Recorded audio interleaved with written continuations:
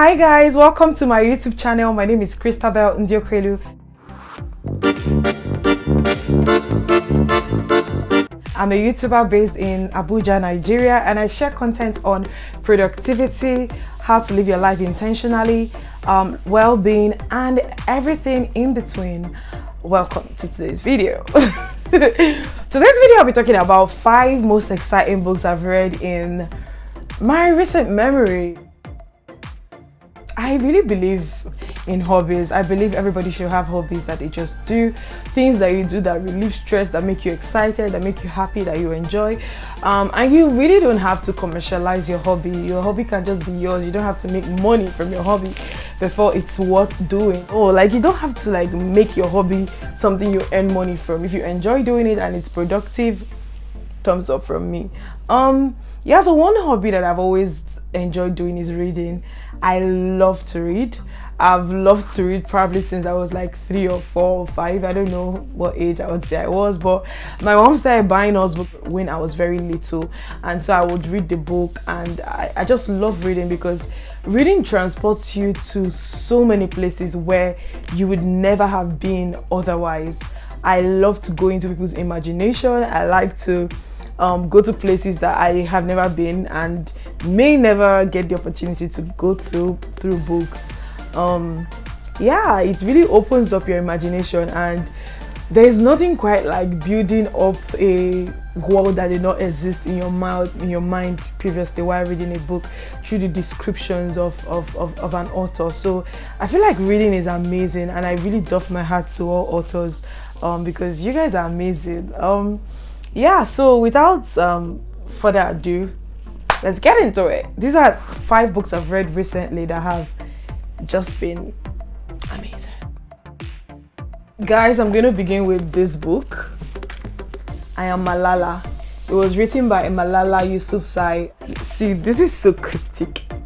The back of the book says, "Who is Malala?" The gunman demanded. "I am Malala. This is my story. Hashtag I am Malala." It's written by Malala Yousafzai with Christina Lamb. Like a tagline, the girl who stood up for education and was shot by the Taliban. Guys, I really love this book. The plot of the book was set in Malala's hometown, and the book is all about her life. Malala is from Pakistan, and the book tells the story of how she was living in a place called Swat in Pakistan, and her family life and all of that before the Taliban came into rule in Pakistan, and a lot of things changed. Malala had always been somebody who was passionate about education, and she just loved reading and going to school and all of that, and her dad was an educator who owned a school, so and he really encouraged her. Pakistan was at the time, by her description, a very patriarchal society. Girls used to get married very early and all of that, but her dad had always been determined that she was going to get educated, and Malala herself had wanted to be a doctor while growing up and all of that, and then she wanted to be a politician and all of that. I love this book because of the imagery is amazing. So it tells the story, the entire premise of the story. What everybody would remember from it is that she was shot by the Taliban. But for me, that part of her being shot by the Taliban, I feel like that's not even the part that's the most important about her story. One thing that really strikes me when I read a book is how you can be so different from somebody but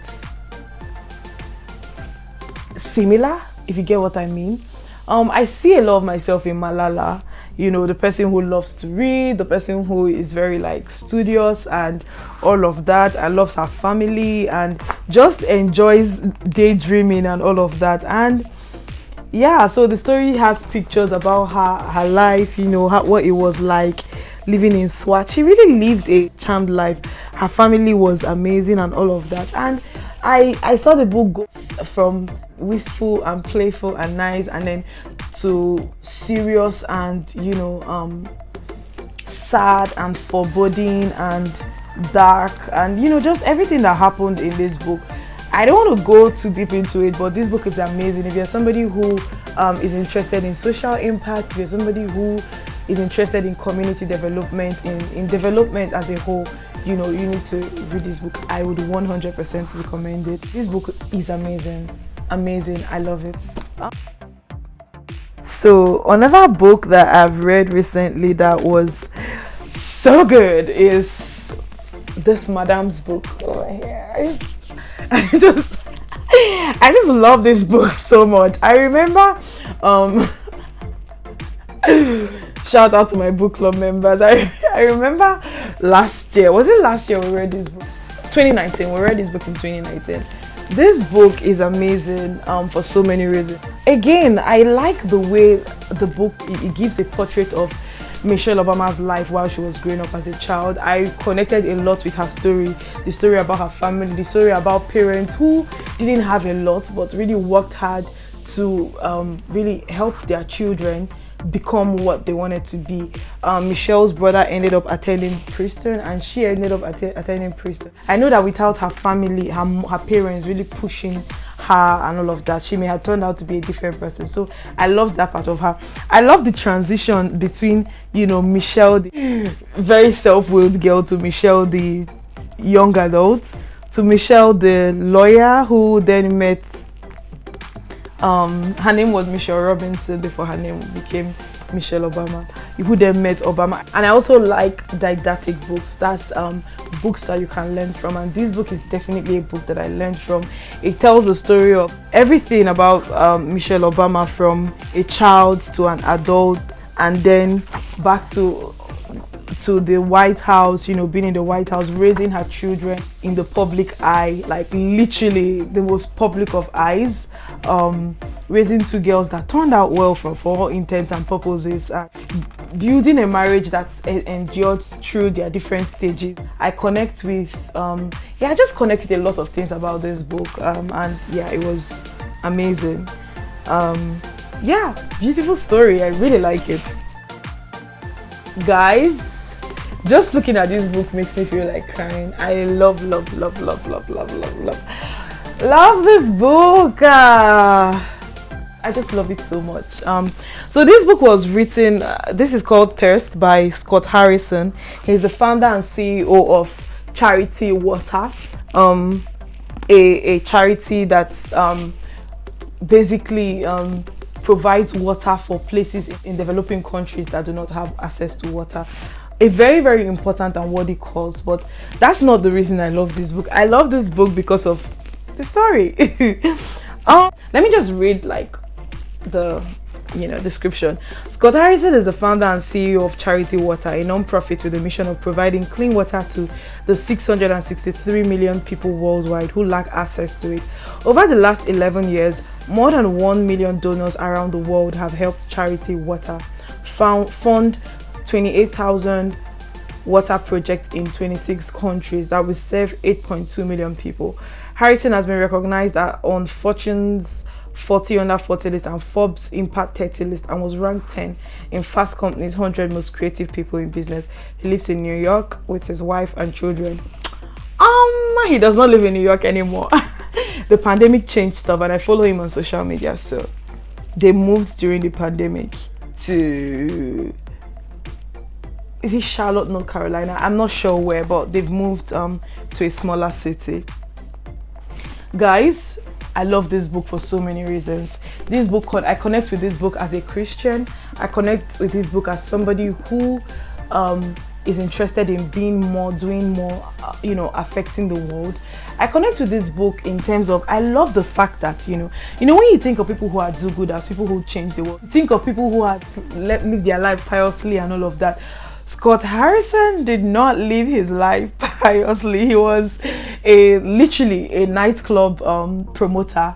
That's like somebody who, when you have a nightclub that you want to do very well, they will basically invite celebrities and such as models, musicians and all of that. They eat people to come to the clubs, so other people would then want to come to the club because of those people that are coming to the club. So that was what Scott Harrison did, and until something happened and he found himself volunteering on Mercy Ships, which is another organization that what they do is to go to different parts of the world with doctors, and what they do is that the doctors do surgery, life-saving surgery that would not have been available to different developing countries. I love Scott's story. I like his story from, the thing is this, I just love stories about people who found themselves for themselves, because groupthink is something that is very popular in the world right now. I just believe that you should live from the inside out, like find who you are, the essence of who you are, and then your light can shine to the world. I mean, that's what I believe.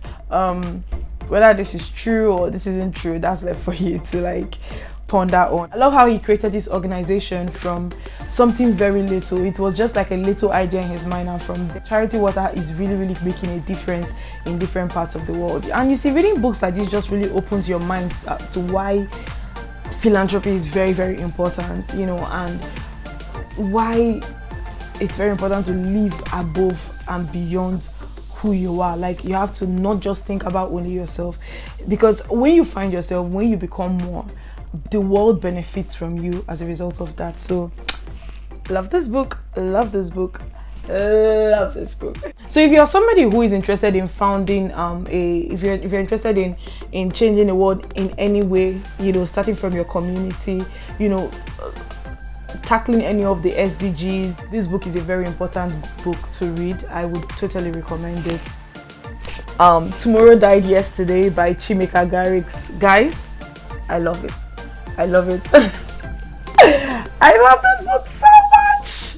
It's an amazing book. It's a book about the Niger Delta, and oil and all of that. But it's not just a book about that. It's a book about some very important characters. I don't want to spoil it for anybody. It's 2004 Port Harcourt, at the height of the kidnap of oil workers in the Niger Delta.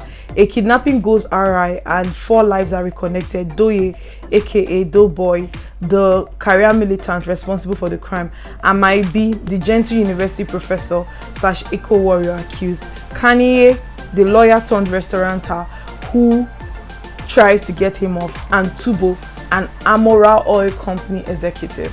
Against a backdrop of corrupt practices, failed systems, and injustice, these 4 friends tell the story of oil in a region and its effects on local communities and the Nigerian larger society. Guys, this is Chimeka Garricks' first book, and it's unbelievable that it's his first book. I would 100% recommend it. So it's a book about friends who grew up together, but then their life turned out very different. The thing about this book, like I said, for me, it's always all about the storytelling. Chimeka Garricks is a transcendent storyteller. Yeah, I said it. He's an amazing storyteller, because for me, I've read so many books that I can very easily be turned off while reading a book. I can just be very turned off while reading a book, and I'm like, don't like it, but this book is amazing. I absolutely love it. Absolutely, I would 100% recommend it. If you're somebody who likes fiction, I 100% recommend it. Shout out to my book club for making me read this book. It's one of my most treasured books. I read this book last year and still on my mind. I'm waiting for enough time to pass that every scene will no longer be predictable to me, so that I can go back and read it again. And then after a while, I'll read it again. Yeah, so amazing book. Atomic Habits by James Clear is one of the best books I've read ever. Not even in recent memory, ever. I'm gonna do a video for this book alone and just go into the lessons I learned from this book. Tiny Changes, Remarkable Results, Atomic Habits, an easy and proven way to build good habits and break bad ones by James Clear. Guys, this book, if you're somebody who is struggling with any kind of habit like that you want to break, this book is an amazing book. I would 100% recommend it. I love this book. It's helping me. It has helped me. I always go back to read some of the tips from it. So this book, if you're somebody who wants to break bad habits or form good habits, this is a very good book for you. The thing about this book is that there are so many books there on habits. Like there's Charles Duhigg's The Power of Habit. There's Darren's The Compound Effect. But this particular book is so good. It's written like a manual to actually just help you. It's not like, oh, aspire to. No, it's a book that actually has practical ways for you to actually transform your life and get better habits. So I absolutely love this book. I would 100% recommend it. I really I can shout it from the mountains. I love this book so much, and it's a book I always keep going back to. Guys, that has been it for this video. Have you read any of these books, these 5 books I just mentioned? Let me know. Let me also know whether you would like to see a video on reading and on becoming a better reader, because I'll be willing to do that. Comment below with video ideas you'd like to see from me. Don't forget to subscribe to my channel. I'm so excited. Thank you so much for watching this video. Bye.